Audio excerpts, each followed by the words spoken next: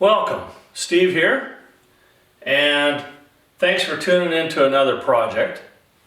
This one, this has been a to-do thing for a while, but if you watched any of my videos, you notice my old truck's parked over here. And it's a hole in the drywall, pretty obvious, and it's very, the contour really does fit the front of my bumper. And I will admit it, I hit the wall. I didn't think I was that close. And but I'd rather have the wall move than my truck move. No damage to the truck, but now I got to fix the wall. So today I'm going to show you how to fix a hole in your wall. Now this can be a hole made from a bumper, or it can be made from a doorknob. Doesn't matter. Everything applies, and it's a simple process, but you're still going to need some tools. So I'm going to use a little bit of this fiber tape. You got tape measure, you got screws, you need a little bit of a backer board there, some mud, a nut driver, trowel, and some drywall. So a lot of times, I've seen a lot of people teach how to do this. And first thing they do is they measure it all out, make it nice and perfectly level and square. You can do that, but there's actually a simpler way of doing it, and I'm going to show you how to do it. Okay, first thing we're going to need to do, measure the size of patch that we're going to need. I'm going to need something about 6 inches by 12. So, first thing we do, cut a patch 6 inches by 12. This one here is a little crooked, so we're going to start by straightening it out. Just score it once with your knife, break it.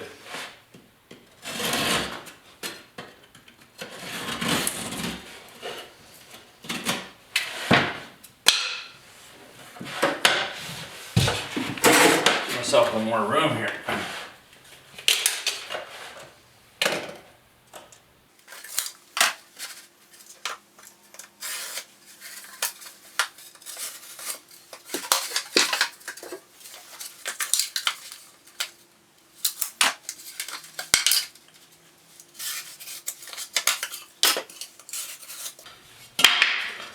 I'll just clean the edges up a little bit.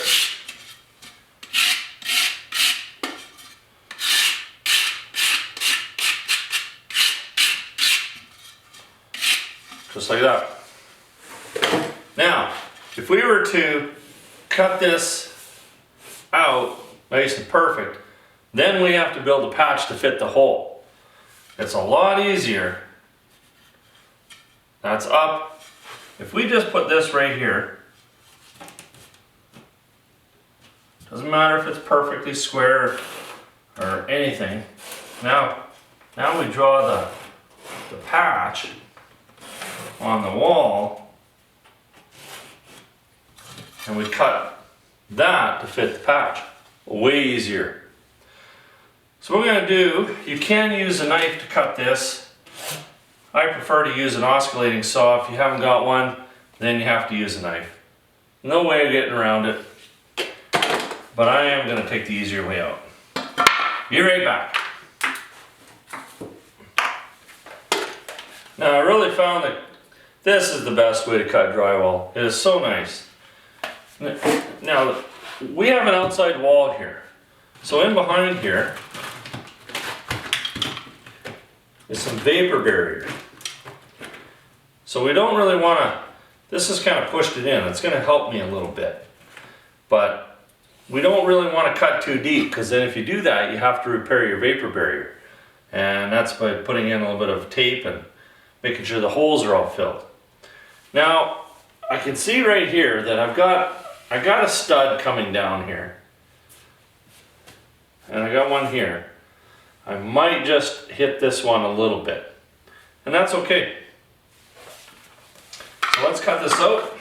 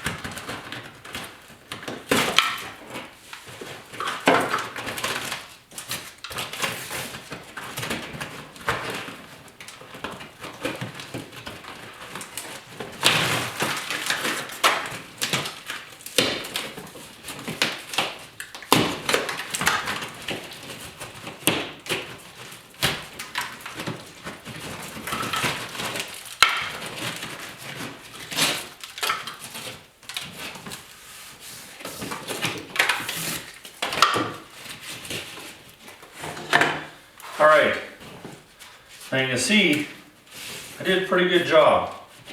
I've left it fairly close here. So what I'm going to do is just use a piece of plywood and I'll finish my cut. That way I don't cut into the plastic vapor barrier.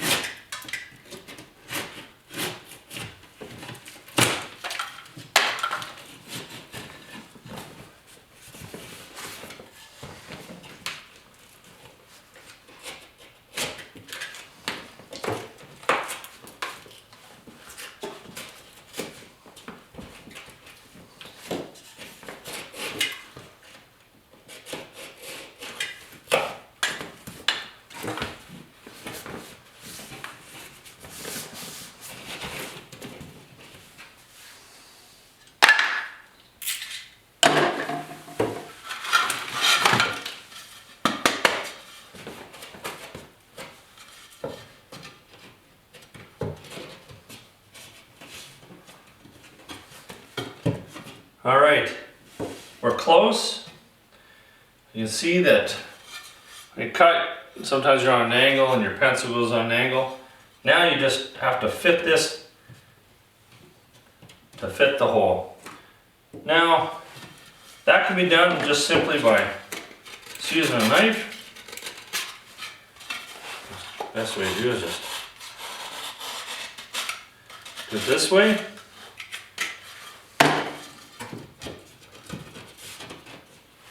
Close. I'm going to go get my file. I'm going to show you another way. This is a drywall file.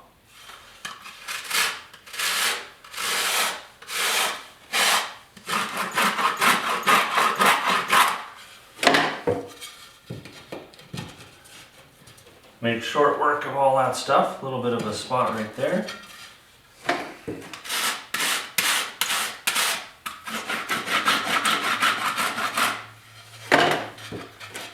Taking off the edge that it leaves.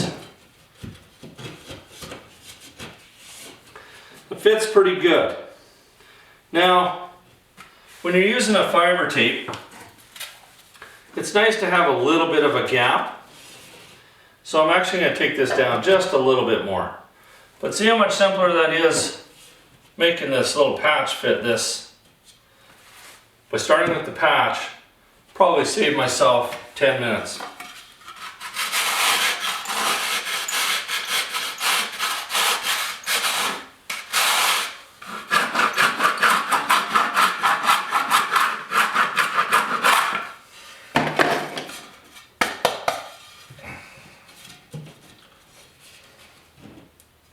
Beautiful. All right, step 2. We can't screw this to air, so we need to put in a couple backer boards. So basically, all I'm going to do is slide in what I'm going to do here, I'm just going to measure up about 1 inch so that I know that I'm going to be okay. I'm going to put one right here.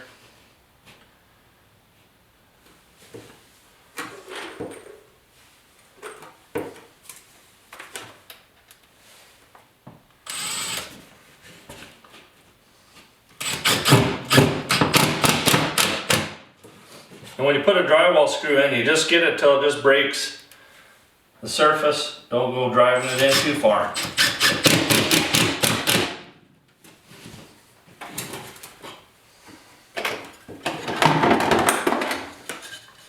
This one's got a list of things that I need. There we go. I'm good.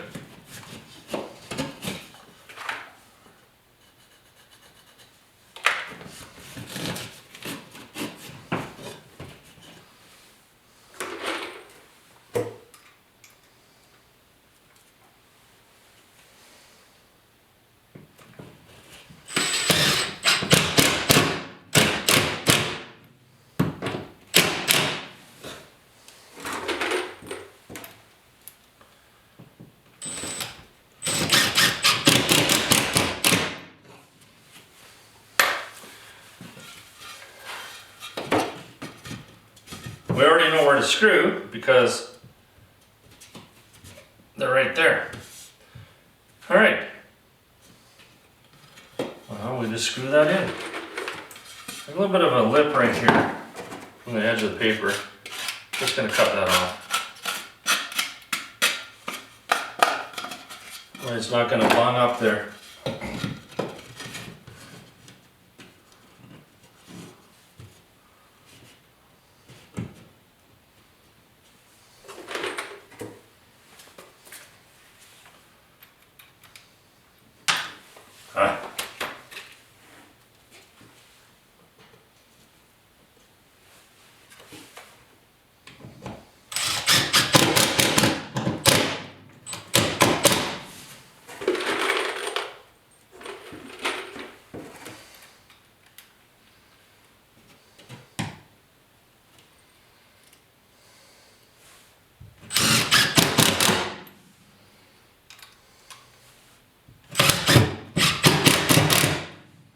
See, I went too far on that one, so I'll put another screw in.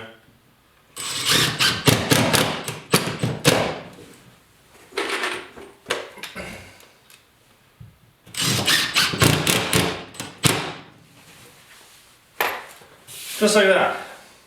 Okay. I don't know what step we're on, but I gotta go get a sanding block and give this a little bit of a sand.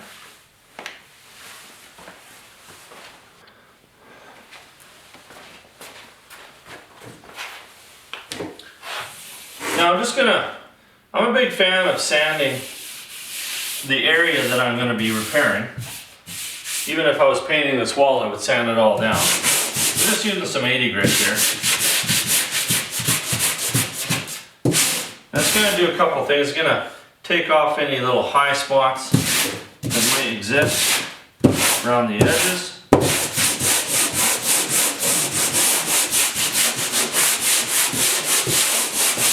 And it's going to give me something to adhere to.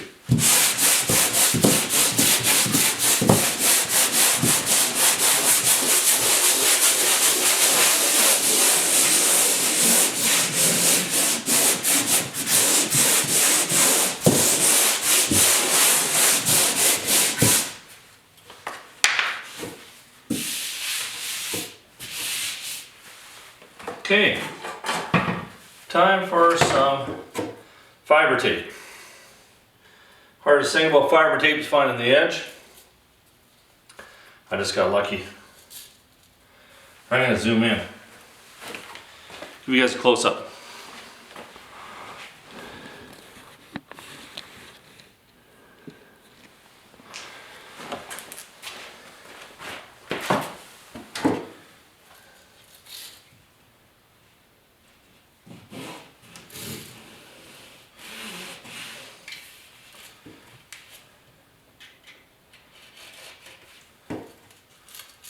Don't overlap it. You want this to be as thin as possible. If you were, let's say you really tagged her with your truck and you had to do a great big patch, then maybe you would run some paper tape on here. But for a small little patch, you want it as thin as possible, and this fiber tape really works well for that. I've got a bunch of different other products out there. A fiberglass tape. I haven't used that one. Methods that I've been doing seem to work just fine for me, so it's pretty hard to teach an old guy a new trick. Okay, just as simple as that.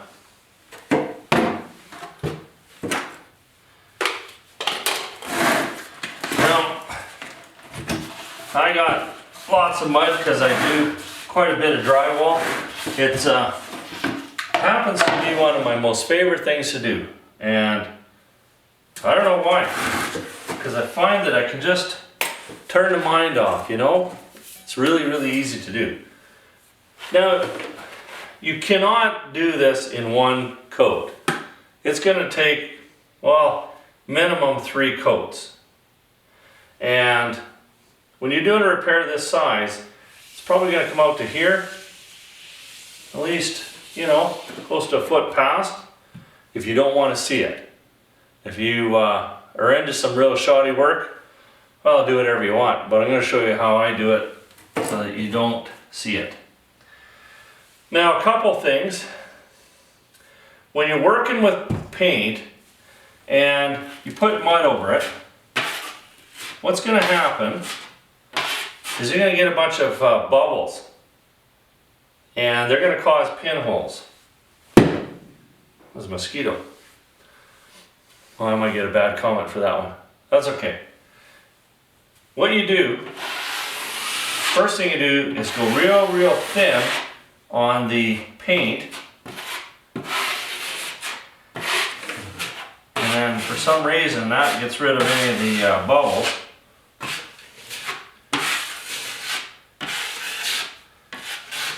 And you won't get any pinholes. So, one of the big things, now we got a little bit of a gap there. You really got to work this in. But be careful, you don't want to scrape and start pulling this edge off, or the tape off.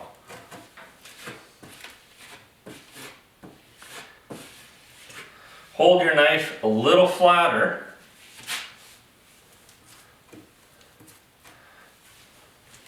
If you hold your knife on edge like that, there's a good chance you could catch something and cause some issues.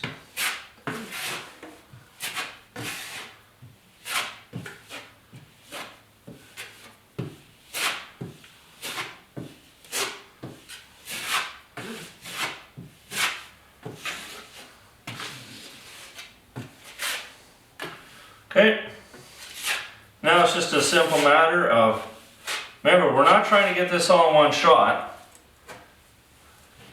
but we do want to fill it.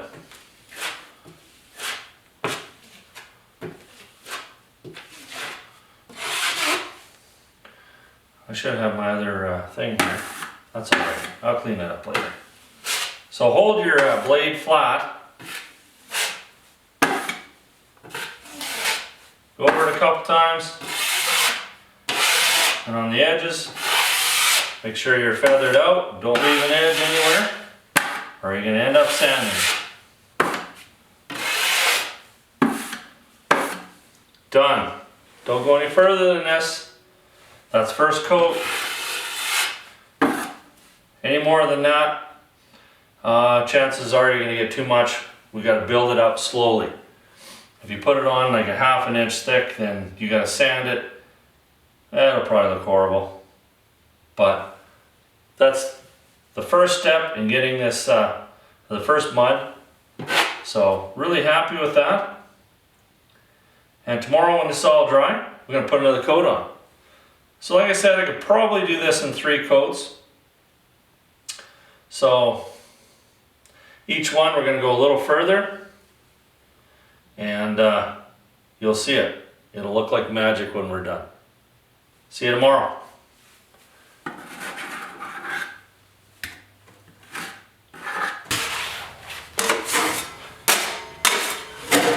Alright, it's the next day. Things have dried up and you can see that the mud will shrink on you.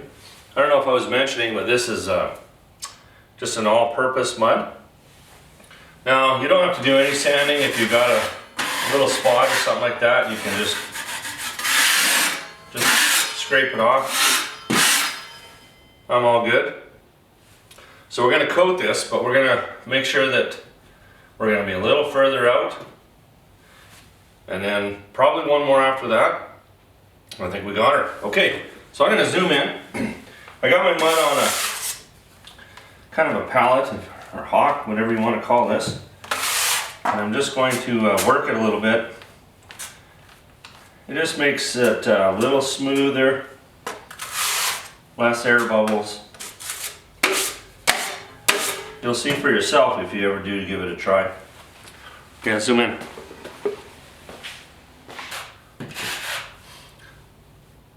So our first coat, remember we're dealing with fresh paint.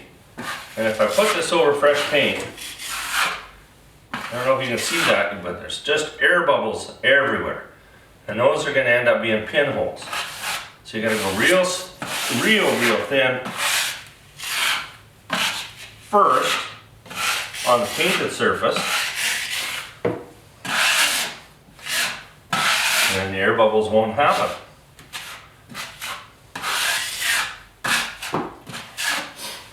Alright, now we can apply some mud. Now one of the biggest things people do when they apply mud, they just put tiny bit on there.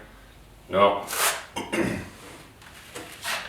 Put it on fairly thick.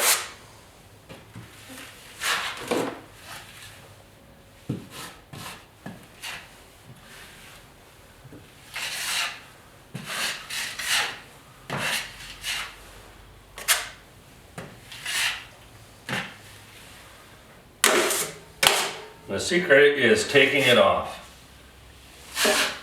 I got my knife fairly flat, probably an inch on this side.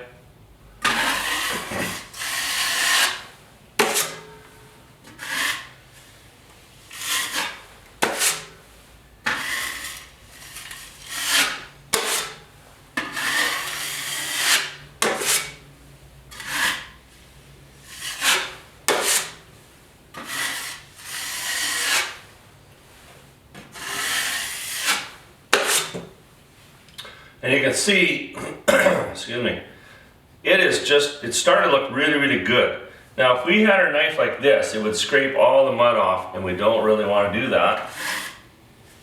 So then you just come along in the middle, and then what you're doing is putting a little bit of pressure, more pressure on this side.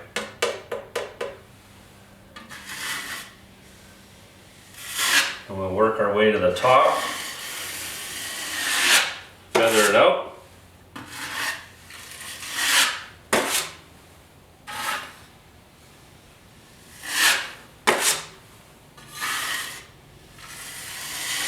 And then we're on this side, we're going to put more pressure on here.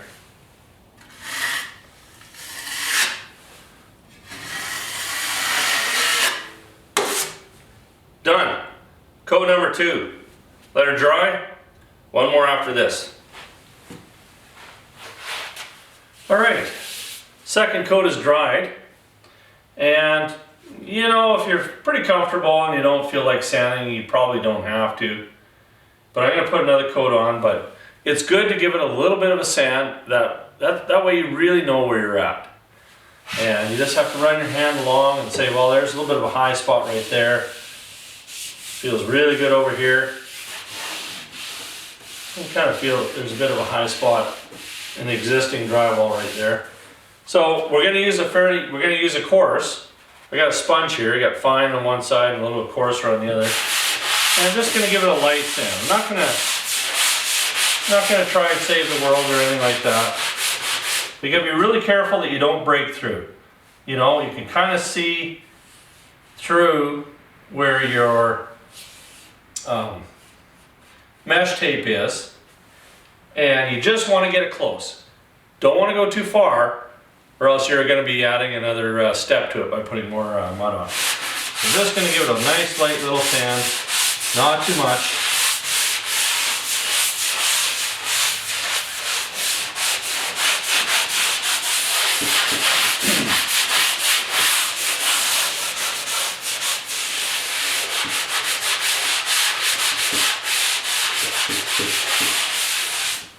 That's it. Feels really good this way. I'm a little low right in here. Feels really good that way. Okay, on to our third coat of mud. I'll get all set up, be right back.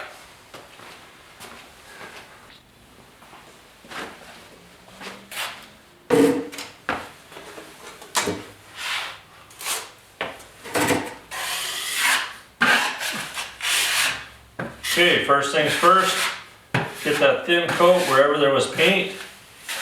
You can see the bubbles are just, they pop up everywhere. It's amazing.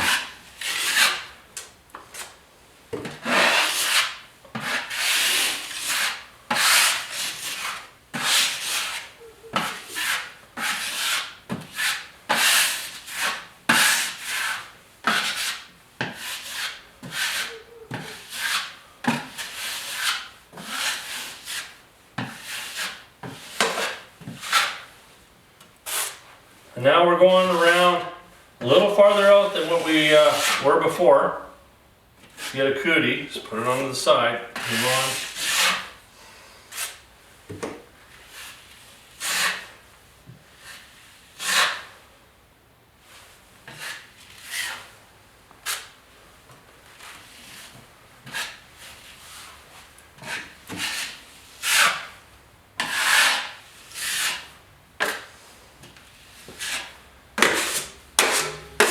Once we've got our mud on, now it is just a simple matter of blowing it out. A little low right in here. Just put another jag in and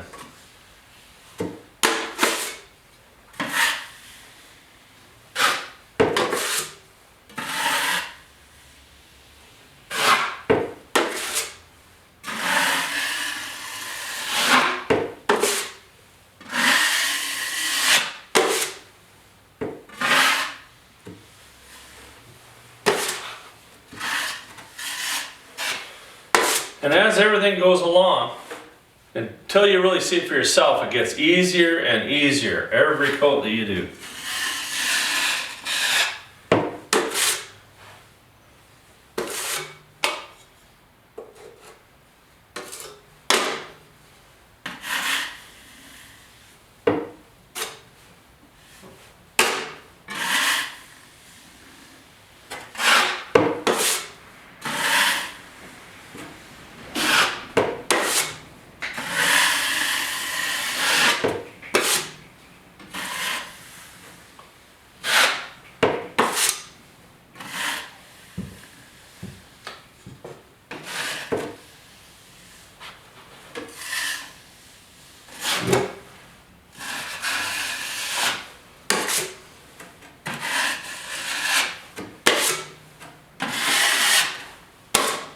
Just like that.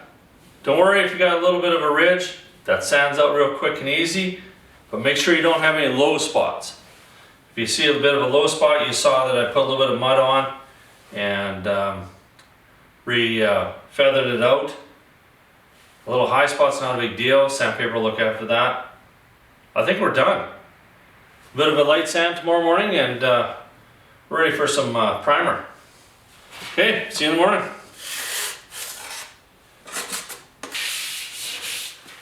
Alright, everything's all dried up. Time to sand it.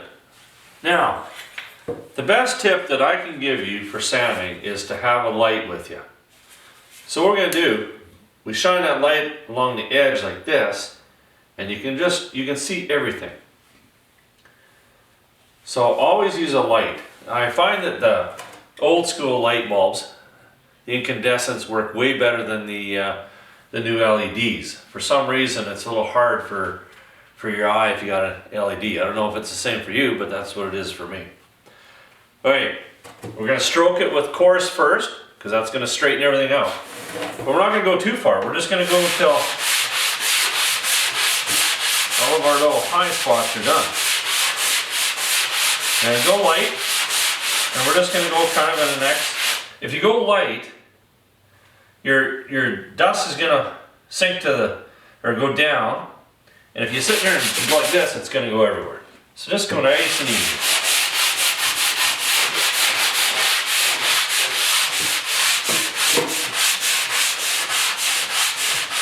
Now watch carefully so that you're not going to be breaking through.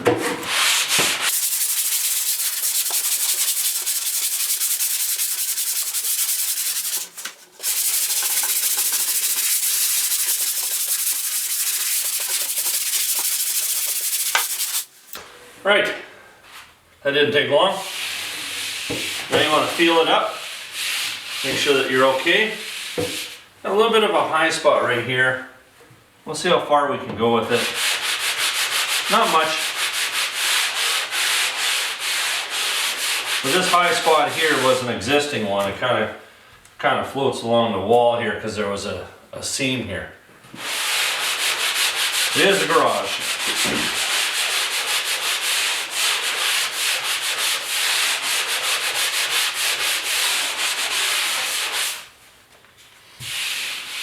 That's going to be pretty good. Once we're done with the coarse, Now all you're doing is getting rid of the coarse scratches. And what we're going to do is just, it's going to be like we're polishing a car. Really light, just go around in circles. Make sure your edges are all feathered out good. And you can really see the scratches when you have the light out.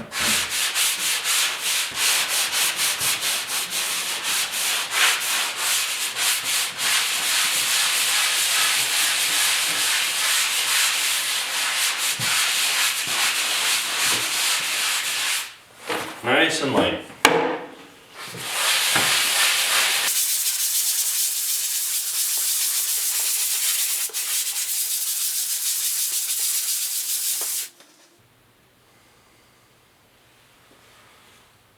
All right, that looks awesome. So it looks really, really good. That did not take very long. It's simple, something anybody can do. We're ready for some primer.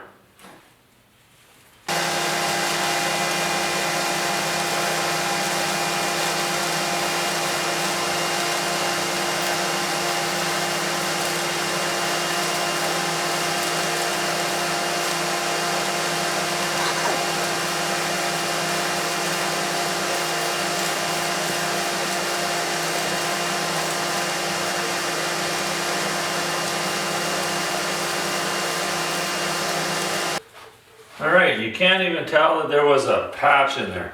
Turned out really, really good. Now if you notice that you missed a little spot or whatever, this is the point where you want to do it when your primer dries. Don't try and fix it when you got all your mud out there, because it'll end up being inconsistent and you'll end up chasing it for a long, long time. Prime it, then you can put a little bit more mud on there. I'm done. Now I just have to wait for a day and then I can repaint my garage and make it all look pretty. Thanks for watching. Till next time.